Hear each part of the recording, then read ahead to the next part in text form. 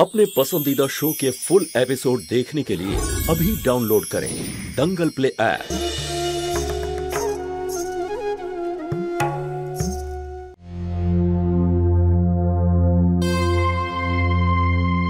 ছোট মা,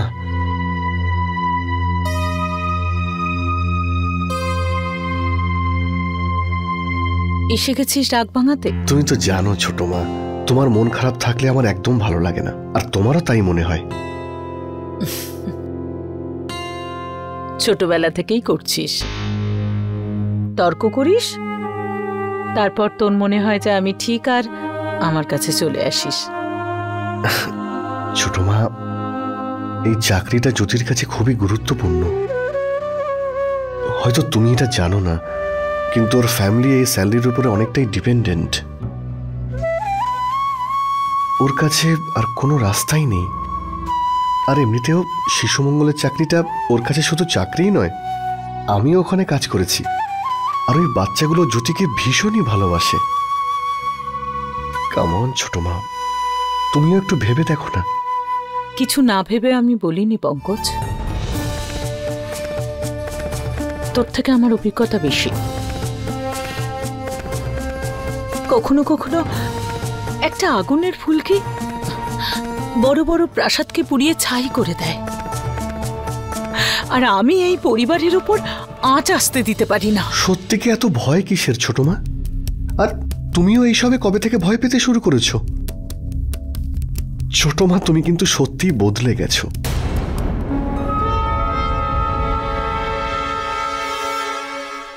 বদলে তো তুই গেছিস পঙ্কজ। পঙ্কজ, আমি আজ পর্যন্ত চুপ ছিলাম, কখনো কিচ্ছু বলিনি, সবকিছু চুপচাপ সহ্য করেছি। জ্যোতি তার কাজের জন্য পরিবারের দায়িত্বকে অবহেলা করেছে, তোকে সময় দিতে পারিনি। ওর বাপের বাড়ির প্রবলেমের জন্য হানিমুন থেকে তাড়াতাড়ি ফিরে এলো,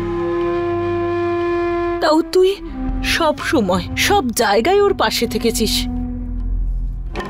ওর উপর ভরসা করেছিস।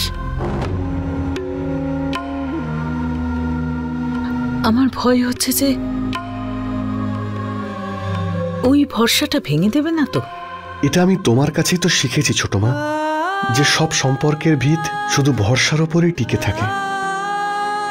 তাই বিশ্বাস ছাড়া কোনো সম্পর্কেরই কোনো মূল্য নেই। আর আমি এটা বিশ্বাসের সঙ্গে বলতে পারি যে জ্যোতি আমার বিশ্বাস কোনোদিনও ভাঙবে না। তুমি একবার ওকে রেসপন্সিবিলিটি দিয়ে তো দেখো, আই এম শিওর ও তোমার প্রত্যেক পরীক্ষায় উত্তীর্ণ হবে। আই লাভ হার ছোট মা। আর নিজের থেকে বেশি ভরসা আমি ওকে করি। তুমি আমায় যখন এতটাই বিশ্বাস করো, তাহলে এই ব্যাপারটাও একটু বিশ্বাস করোই না।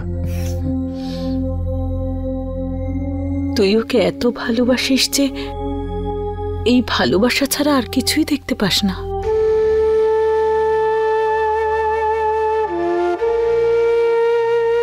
আমি এই প্রার্থনা করব যে তোর ভালোবাসার পরিবর্তে ভালোবাসাই পাস। শুধু ভয় এটাই যে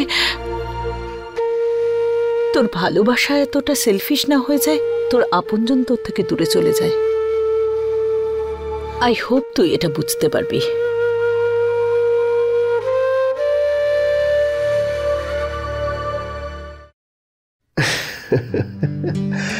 ছোট মা, তুমিও একজন টিপিক্যাল শাশুড়ির মতো তোমার বৌমাকে কথা শোনাচ্ছ। আরে আমার স্ত্রী এতটাও খারাপ নয়। ও তোমাকে তোমার ছেলের থেকে আলাদা করবে না, বরং ও আমাদের ভালো রাখতে এসেছে। সো প্লিজ, তুমি এই শাশুড়ি আর বৌমার ড্রামা বন্ধ করো প্লিজ।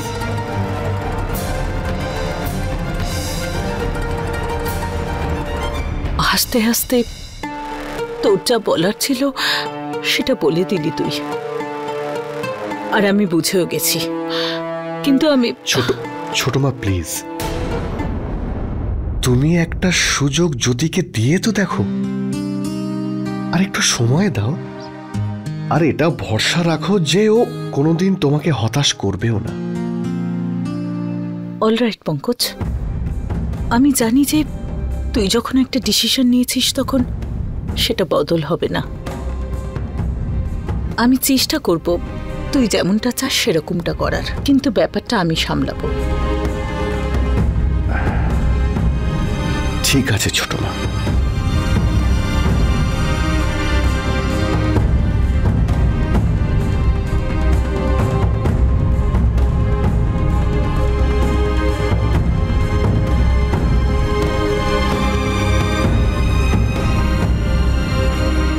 তুমি চিন্তা করো না মা, সব ঠিক হয়ে যাবে।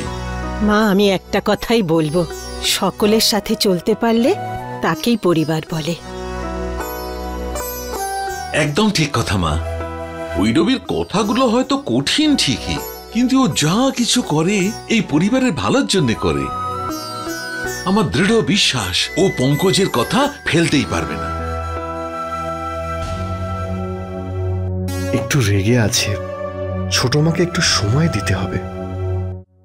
পঙ্কজের মনে হয় যে আমি টিপিক্যাল শাশুড়ির মতো রিয়্যাক্ট করছি, যেন তার ছেলেকে ছিনিয়ে নিয়েছে। ও বলছে যে ছোট একটা কথাকে আমি বড় করে দেখছি। আমি জানি না যে আমি কি করব। Relax mom, take it easy. মা, প্রত্যেকটা মেয়ের একটা নতুন পরিবারে মানিয়ে নিতে একটু সময় লাগে, আর আমারও তো লেগেছিল। অ্যান্ড আই এম শিওর মম, বৌদি খুব তাড়াতাড়ি তোমার সঙ্গে অ্যাডজাস্ট করে নেবে। আমি জানি না, আমি খুব কনফিউজড। কখনো কখনো ভাবি যে আমি পঙ্কজ আর জ্যোতির ওপর আমার চিন্তা ভাবনা চাপিয়ে দিচ্ছি না তো। ইনফ্যাক্ট আমি ডিসাইড করে নিয়েছি আমি কয়েকদিনের জন্য মুম্বাই যাচ্ছি। আমার জন্য একটা ব্রেক হয়ে যাবে, আর ওখানকার ব্রাঞ্চটাও সামলাতে হবে। হয়তো ওখান থেকে আসার পর মেবি এগুলোর সাথে আরো ভালো করে অ্যাডজাস্ট করতে পারবো। নট আ ব্যাড আইডিয়া মম। এমনিতেও এত বছর ধরে তুমি ওই বাড়িটাকে এত ভালো করে সামলেছো। Now you deserve a break mom. Thanks মা। পরে কথা হচ্ছে। হ্যাঁ, বাই সুইটহার্ট। বাই মম, সাবধানে থেকো।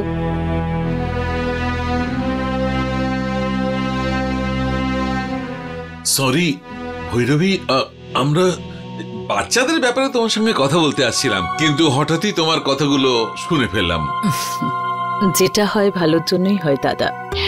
মৃণালের সাথে কথা বলে আপনার কাছেই আসছিলাম। ভালোই হয়েছে, দ্বিতীয়বার আর বলতে হবে না। কিন্তু ভৈরবী, হঠাৎ এইরকম ভাবে, যখন থেকে তুমি বিয়ে হয়ে এ বাড়িতে এসেছো, বিজনেস ট্রিপ ছাড়া তুমি বাড়ি থেকে দূরে কখনো যাওনি। তাহলে তো একটা হলিডে তো করতেই পারি, তাই না দাদা? আর হয়তো সময়ও এটাই চাইছে। তোমার সিদ্ধান্তকে আমি সবসময় সম্মান করেছি, আর তোমার সিদ্ধান্ত সবসময় সঠিকই প্রমাণিত হয়েছে। এইবারেও যদি তুমি মনে করো এটাই সঠিক, তবে আমি তোমাকে বারণ করব না।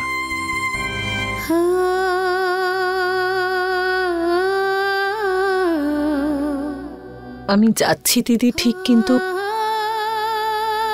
জানি না জ্যোতির কাজটা নিয়ে আমি এখনো কনভিন্স নই। আর আমার ছেলের উপরেও তো রাগ করতে পারবো না।